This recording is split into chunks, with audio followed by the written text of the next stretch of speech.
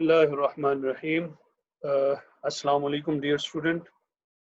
I have आप सब लोग खैर खैरियत से होंगे।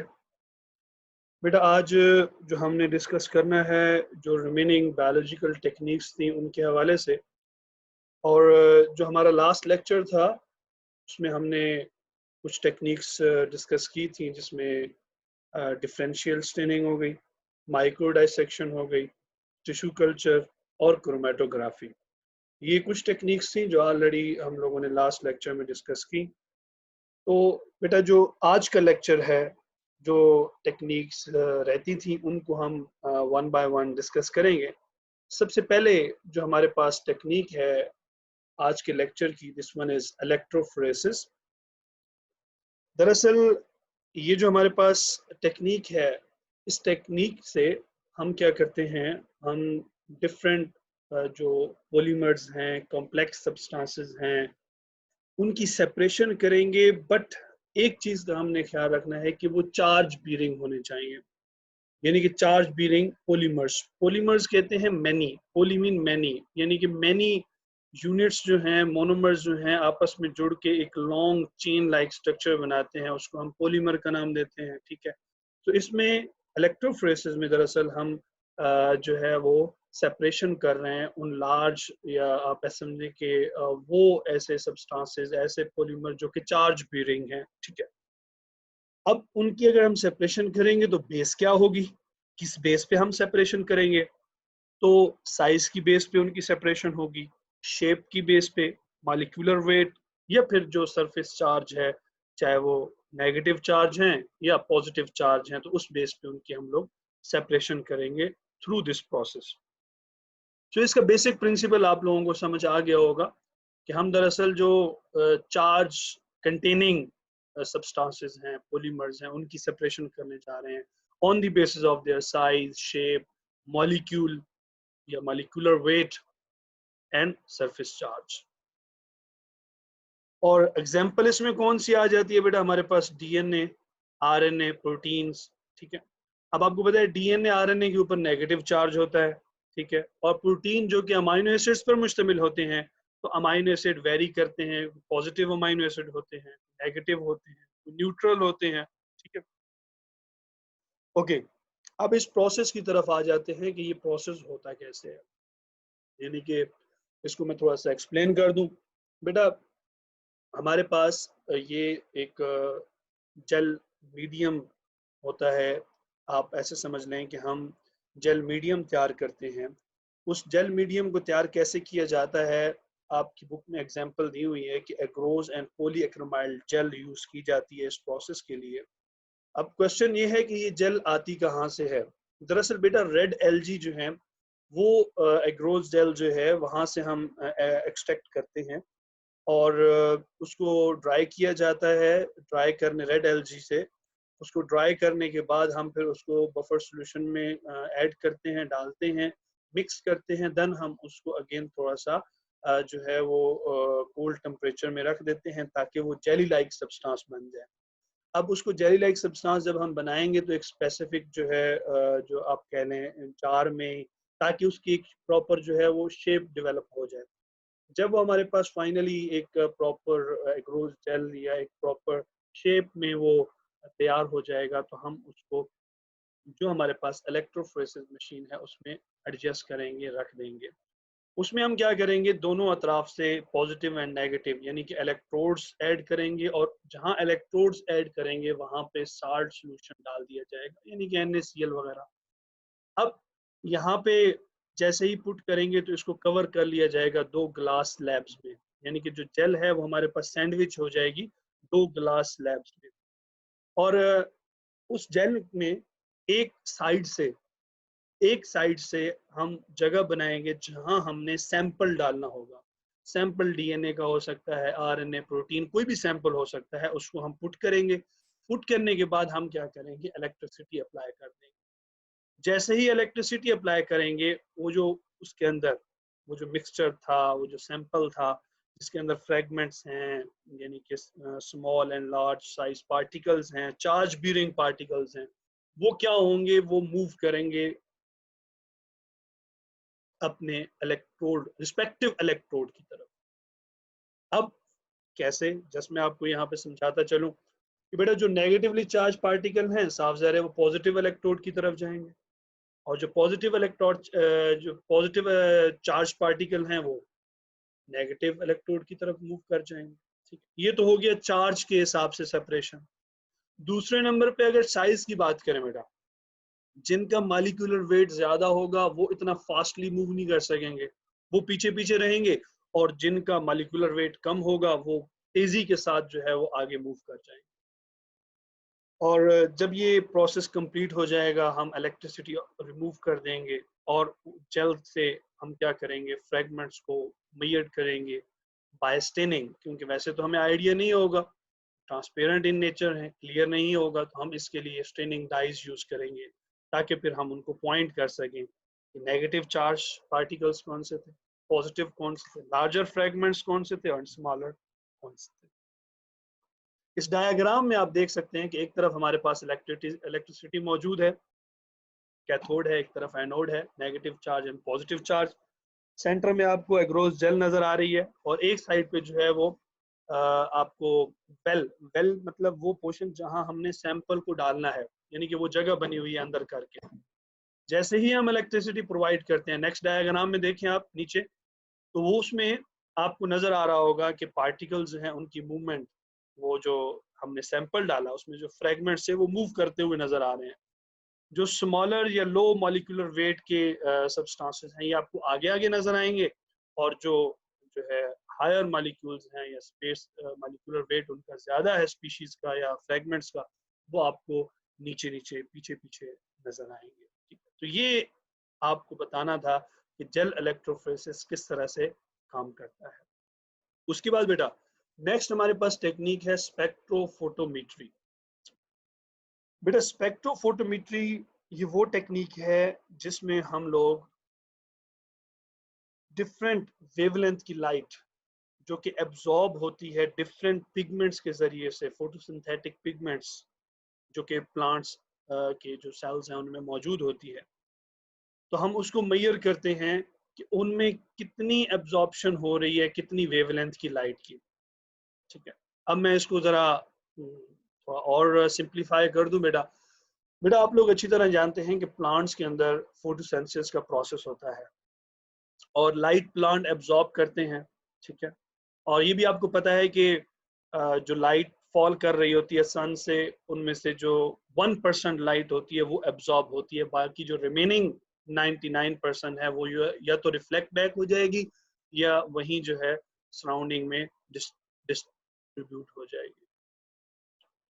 ओके, सो अब हम इसी चीज को ध्यान में रखना है, जो स्पेक्ट्रोफोटोमेट्री है उसका बेसिक प्रिंसिपल जो ऑलरेडी मैं बता भी चुका हूं कि हमने मेजर करना है जो लाइट, यानी कि डिफरेंट वेवलेंथ की लाइट एब्जॉर्ब हो रही है, जो फोटोसिंथेटिक पिगमेंट्स हैं या केमिकल कंपाउंड्स हैं उस प्लांट सेल्स में, उनके जरिए से, तो उसको हमने मेजर करना है। ठीक है, और इसके लिए जो मशीन आप डायग्राम में भी देख सकते हैं, उस मशीन को हम नाम देते हैं स्पेक्ट्रोफोटोमीटर, जो कि लाइट की एब्जॉर्प्शन को मेजर करता है। अब जब ये मेजर कर लेता है तो इसमें अभी इसका जो बेसिक वर्क है वो कैसे होता है, फिर उसके बाद ये इसकी जो मेजरमेंट है वो हमें किस तरह पता चलेगी, हम किस तरह उसको शो कर सकते हैं। सो इसके लिए मैं आपको जो स्पेक्ट्रोफोटोमेट्री है उसका प्रिंसिपल जो है वो मजीद एक्सप्लेन करता चलूं। बेटा थोड़ा सा इस डायग्राम पे गौर कीजिएगा। आपके पास जो सैंपल है, अब लास्ट डायग्राम में देखें ना, आपको यहाँ पे सैंपल पुट करता हुए जो है वो साइंटिस्ट रिसर्चर नजर आएगा। इसी चीज को ध्यान में रखिएगा, जो सैंपल है आपके पास वो मौजूद है, थर्ड नंबर पे आप देख सकते हैं बेटा। ठीक है, सो जब सैंपल हम डाल लेते हैं, उसको रन करते हैं, तो जो लाइट है वो मूव करती है, वो लेंस से जब पास करेगी तो वो मोनोक्रोमेटर जो कि प्रिज्म हो सकता है या ग्रेटिंग वगैरह कोई भी सब्सटेंस है उसके ऊपर पड़ेगी। पड़ने के बाद वहां से लाइट फॉल करेंगी, जो वेवलेंथ सिलेक्टर मौजूद है स्लिट सेंटर में, और वहां से आपको येलो कलर की लाइट जो है वो मूव करती हुई सैंपल से नजर आ रही है।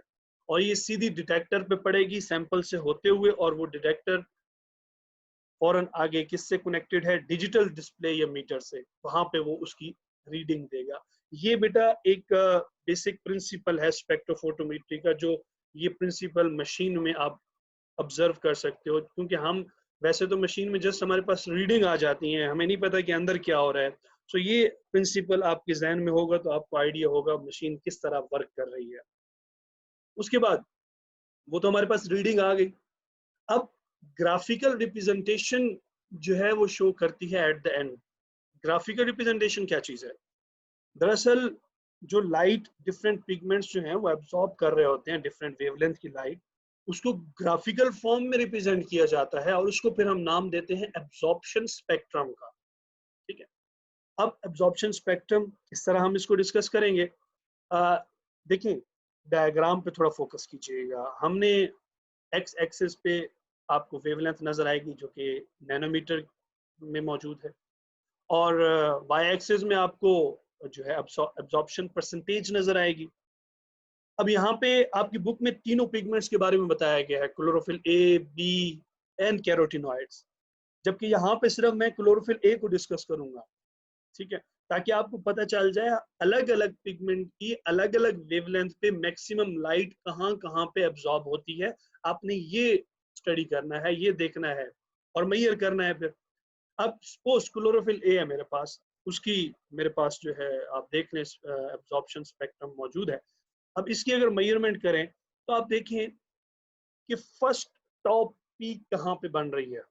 फर्स्ट टॉप पीक ये आई थिंक 430 440 पे, आप इसको नीचे डॉटेड लाइन के साथ रूलर के साथ मेजर कर सकते हैं। वेवलेंथ देखें तो 430 या 440 नैनोमीटर की लाइट जो पड़ी थी, तो वो क्लोरोफिल ए ने वहां पे उस वेवलेंथ की लाइट को मैक्सिमम एब्जॉर्ब किया था, यहाँ आप देख सकते हैं। ठीक है, उसके बाद थोड़ा सा आगे जाएं, एट द एंड आपको 620 या 630 पे आपको फिर एक पीक नजर आएगी। अब ये पीक सिमिलर वही जो मैंने आपको बताया कि मैक्सिमम एब्जॉर्प्शन इस वेवलेंथ पे 6 आप कह लें 60 या 6 गालिबन 670 आई थिंक मेजर कर लेंगे, हमें अंदाजा हो जाएगा रूलर से, और डॉटेड लाइन के साथ मेजर कर लेंगे, हमारे पास वैल्यू आ जाएगी। ठीक है, उसके बाद उन्होंने ये भी बताया कि इस मशीन से सिर्फ हम फोटोसिंथेटिक पिगमेंट्स को ही मेजर नहीं करते, इसके जरिए से हम कुछ ना कुछ क्वांटिटी जो है वो डीएनए की भी जो है वो भी मेजर कर लेते हैं। तो ये तो था हमारे पास स्पेक्ट्रोफोटोमेट्री। नेक्स्ट जो हमारे पास है दिस वन इज, ये टॉपिक बेटा बहुत इंपॉर्टेंट है, शॉर्ट आंसर्स के लिहाज से अक्सर पेपर में आता है कि what is the difference between resolution and magnification. वैसे तो बेटा इन टर्म से आप लोग फेमिलियर होंगे, अगर आपने माइक्रोस्कोप 9th-10th में यूज की हो लैब वगैरह में, तो आप इन टर्म से फेमिलियर होंगे। मैं फिर भी इनको रिवाइज करता चलूं, एक्सप्लेन करता चलूं, ताकि आपके जहन में, दरअसल ये जो टॉपिक हम पढ़ने जा रहे हैं रेजोल्यूशन एंड मैग्निफिकेशन, आगे फिर माइक्रोस्कोपी या माइक्रोमीट्री, ये दरअसल हमारे प्रैक्टिकल के टॉपिक्स हैं, ये प्रैक्टिकल में डिटेल के साथ हैं। मेरी कोशिश होगी कि कुछ जो है कॉन्सेप्ट मैं यहाँ पे आपको दे दूं, फिर जब स्कूल या कॉलेज ओपन होंगे तो तब मजीद मैं इनको एक्सप्लेन कर दूंगा। ओके, सबसे पहले हम बात करते हैं रेजोल्यूशन की। रेजोल्यूशन कहते हैं capacity of lens to differentiate between two points. वो लेंस आपकी आई का भी हो सकता है, माइक्रोस्कोप का भी हो सकता है, यानी कि आप कोई भी ऑब्जेक्ट देख रहे हैं, उस ऑब्जेक्ट वो ऑब्जेक्ट आपको वाज़ेह तौर पे जो नजर आ रहा है, उसका वो उसका नजर आना, वो चीज रेजोल्यूशन कहलाती है। क्लियर मतलब नेकेड आई से या माइक्रोस्कोप से आप देख रहे हैं, यानी कि आपको वादे तौर पे जिस तरह रहा है कि ये बाउंड्री है, यहाँ पे ये चीज मौजूद है, यहाँ पे ये चीज मौजूद है, तो वो ऑब्जेक्ट में डिफरेंस क्रिएट हो रहा है, उस डिफरेंस की वजह से आपको वो चीज क्लियर कट नजर आ रही है। ठीक है, ये कहलाती है रेजोल्यूशन। उसके बाद है मैग्निफिकेशन। मैग्निफिकेशन कहते हैं capacity of an optical instrument to increase the size of object then its original size, यानी कि जो उसका अपना ओरिजिनल साइज है, कोई भी ऑब्जेक्ट है उसका ओरिजिनल साइज, हम उसके ओरिजिनल साइज से उसको बढ़ा चढ़ा के अगर देखेंगे, बड़ा करके देखेंगे, तो ये चीज क्या कहलाएगी? मैग्निफिकेशन। ठीक है। और ये मैग्निफिकेशन में इंस्ट्रूमेंट यूज होता है, उस इंस्ट्रूमेंट को हम ऑप्टिकल इंस्ट्रूमेंट कहते हैं। वो मैग्नीफाइंग लेंस भी हो सकता है, मैग्नीफाइंग ग्लास भी हो सकता है, वो माइक्रोस्कोप भी हो सकता है, ठीक है। तो ये चीज आपने जहन में रखनी है कि आपसे अगर पूछा जाए रेजोल्यूशन और मैग्निफिकेशन का डिफरेंस, तो आपको पता होना चाहिए। उसके बाद जो मैग्निफिकेशन है बेटा, इसको हम एक्स से रिप्रेजेंट करते हैं। फॉर एग्जाम्पल, एक हनी बी है, मेरे पास एक लेंस मौजूद है जिसके ऊपर मैं लिखा हुआ है 40x फॉर एग्जाम्पल। तो मैं उस हनी बी को उस लेंस से ऑब्जर्व करता हूं, तो वो मुझे अपने नॉर्मल साइज से 40% या 40 गुना ज्यादा बड़ी नजर आएगी। तो ये चीज क्या है, ये मैग्निफिकेशन कहलाती है।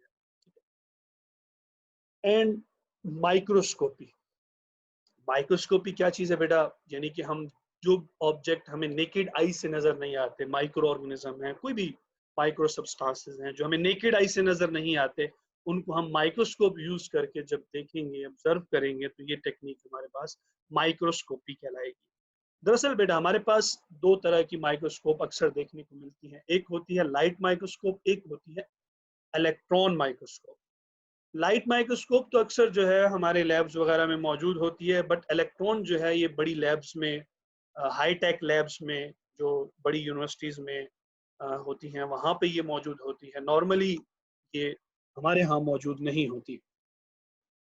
अब अगर लाइट माइक्रोस्कोप की बात करें तो बेटा इसमें जो रेजोल्यूशन पावर है वो 0.25 माइक्रोमीटर से 250 नैनोमीटर या 250 नैनोमीटर, ये फिर उन्होंने 25,000 एंगस्ट्रम बताया है। एंगस्ट्रम ये यूनिट है, मेजरिंग यूनिट है बेटा। उसके बाद लाइट माइक्रोस्कोप की अगर मैग्निफिकेशन की बात करेंगे तो ये 4000x तक इसकी मैग्निफिकेशन है, ठीक हो गया। और दूसरे नंबर पे जो इलेक्ट्रॉन माइक्रोस्कोप है, इसमें अगर रेजोल्यूशन पावर देखेंगे तो वो हमारे पास 0.5 से 5.0 एंगस्ट्रम कहलाती है। मीन इसकी जो पावर आपको नजर आ रही है इलेक्ट्रॉन माइक्रोस्कोप की रेजोल्यूशन पावर, ये एंगस्ट्रम, मैंने आपको भी बताया कि ये मेजरिंग यूनिट है, इसमें आपको देख सकते हैं। उसके अलावा मैग्निफिकेशन की बात करें बेटा, इसकी मैग्निफिकेशन बेटा 300,000 लैख, मीन 300,000 आप देख सकते हैं एक्स मौजूद है इसकी मैग्निफिकेशन। सो ये हमारे पास इलेक्ट्रॉन माइक्रोस्कोप के हवाले से बात थी। उसके बाद हम आगे मूव करते हैं। यहाँ मैं आपको जो है माइक्रोस्कोप जो है वो दिखाऊंगा, माइक्रोस्कोप बताऊंगा। माइक्रोस्कोप एक बार अगर मैं यहाँ से डिस्कस कर दूं तो आपको नेक्स्ट जो हम टॉपिक पढ़ने जा रहे हैं माइक्रोमीट्री, वो आपको क्लियर हो जाएगा। तो बेटा सबसे पहले अगर आप अपर साइड पे देखें तो आपको ऑकुलर लेंस या ऑकुलर नजर आएगा, आई पीस नजर आएगा, जहां से आप किसी भी चीज को ऑब्जर्व करते हो, देखते हो। फिर उसके बाद ट्यूब लाइक स्ट्रक्चर नजर आएगा जिसके अंदर ये ऑकुलर एडजस्ट होते हैं। उसके बाद रिवॉल्विंग नोज पीस है, नीचे करके आप देख सकते हैं आर्म, जहां से माइक्रोस्कोप को पकड़ा जाता है, ठीक है। फिर आपको ऑब्जेक्टिव लेंस नजर आएंगे, 3 डिफरेंट मैग्निफिकेशन पावर के। फिर स्टेज नजर आएगा, ये वो जगह है जहां स्लाइड रखनी है। स्टेज क्लिप होगा जो स्लाइड को एडजस्ट करने के लिए हम रखते होते हैं। फिर उसने बताया कोर्स फोकस, दूसरी तरफ देखें तो ये क्या करता है, ये उसको यानी कि जो हमारे पास ऑब्जेक्टिव लेंस हैं उनको टूवर्ड स्लाइड या अवे फ्रॉम स्लाइड मूव करवाता है। उसके बाद फाइन फोकस, ये यानी कि ब्लर वगैरह खत्म करने के लिए, ताकि वो जो इमेज है उसका ब्लर जो है वो खत्म हो और क्लियर इमेज नजर आए। उसके अलावा अगर दूसरी तरफ देखें तो कंडेंसर मौजूद है, लाइट नीचे, लाइट रिसोर्स, जब इलेक्ट्रिसिटी आप ऑन करेंगे यहाँ से लाइट मूव करेगी, और बिल्कुल नीचे करके बेस मौजूद है, ठीक है। तो ये तो हो गया माइक्रोस्कोप की डायग्राम, ताकि आपको पता होना चाहिए कि माइक्रोस्कोप में किन किन चीजों को हम क्या क्या नाम देते हैं। अब लास्ट पे बेटा आज का जो हमारा लास्ट टॉपिक है, दिस वन इज माइक्रोमीट्री। माइक्रोमीट्री क्या है बेटा, इसमें हम दरअसल जो ऑब्जर्वेशन होती है ऑब्जेक्ट्स की, जो हम मेजर कर रहे होते हैं, देख रहे होते हैं, डिफरेंट माइक्रोस्कोपिक ऑर्गेनिज्म या माइक्रोस्कोपिक जो या कह लें कोई भी सब्सटेंसेस, ठीक है। तो वो जो आई पीस जो मैंने बोला था, ठीक है, वहाँ वो जो लेंस लगा हुआ है जो हम देख रहे हैं, दरअसल मेन रोल प्ले कर रहा होता है। ठीक है, और ये जो मेजरमेंट है ऑब्जेक्ट की, जब हम उसमें ऑब्जेक्ट देख रहे होते हैं तो इनसाइड एक स्केल मौजूद होता है, ट्रांसपेरेंट स्केल होता है। आप डायग्राम में नीचे देखिए, आपको आइडिया हो जाएगा कि आई पीस जो ऑकुलर मौजूद है आपकी लेफ्ट साइड पे, आप देख सकते हैं आई पीस रेटिक्यूल्स का नाम, वो देखिए वहां पे एक हिडन स्केल मौजूद है जो कि मेजर कर रहा है। साफ जाहिर है जब हम स्लाइड की तरफ लेंस को मूव करेंगे या अवे फ्रॉम मूव करेंगे तो वो स्केल जो है वो वर्क करेगा। इस चीज को रेटिकल का नाम दिया जाता है, आप डायग्राम में देख सकते हैं। ये ट्रांसपेरेंट स्केल है, वैसे हमें ये नजर नहीं आएगा। दूसरी तरफ अगर आप देखें तो वहां पे आपको स्टेज माइक्रोमीटर क्या है कि वहां जहां स्लाइड मौजूद है उस स्लाइड के ऊपर करके साइड पे एक स्टेज, वो भी हिडन है, ट्रांसपेरेंट है, वो भी हमें नजर नहीं आएगा। तो इस तरह करके हम जो ऑब्जेक्ट देखना चाह रहे होते हैं उसकी हम प्रॉपरली मेजरमेंट करते हैं। मे बी बेटा यहाँ पे आपको इसका कोई मे बी कॉन्सेप्ट जो है, मैंने कोशिश तो की है क्लियर हो जाए, बट फिर भी अगर कोई कमी पेशी रह जाती है तो इंशाल्लाह जब हम प्रैक्टिकल की क्लास में जो है माइक्रोस्कोप को स्टडी करेंगे तो मैं इसको और ज़्यादा एक्सप्लेन कर दूंगा। ठीक है, क्योंकि थ्योरी में अक्सर कुछ चीज़ें होती हैं जो फिर भी रह जाती हैं, बट अगर एक चीज़ प्रैक्टिकली हमारे सामने होगी तो उसको समझना, डिस्कस करना जो है वो आसान हो जाएगा। तो बेटा ये तो था हमारा आज का टॉपिक। इंशाल्लाह जो है कल हम लोग डिस्कस करेंगे cell wall, prokaryotic and eukaryotic cell के हवाले से। ठीक है, वो हमारा कल का इंशाल्लाह टॉपिक होगा। आई होप कि आप लोगों को आज का टॉपिक समझ आ गया होगा। थैंक यू, अल्लाह हाफिज बेटा।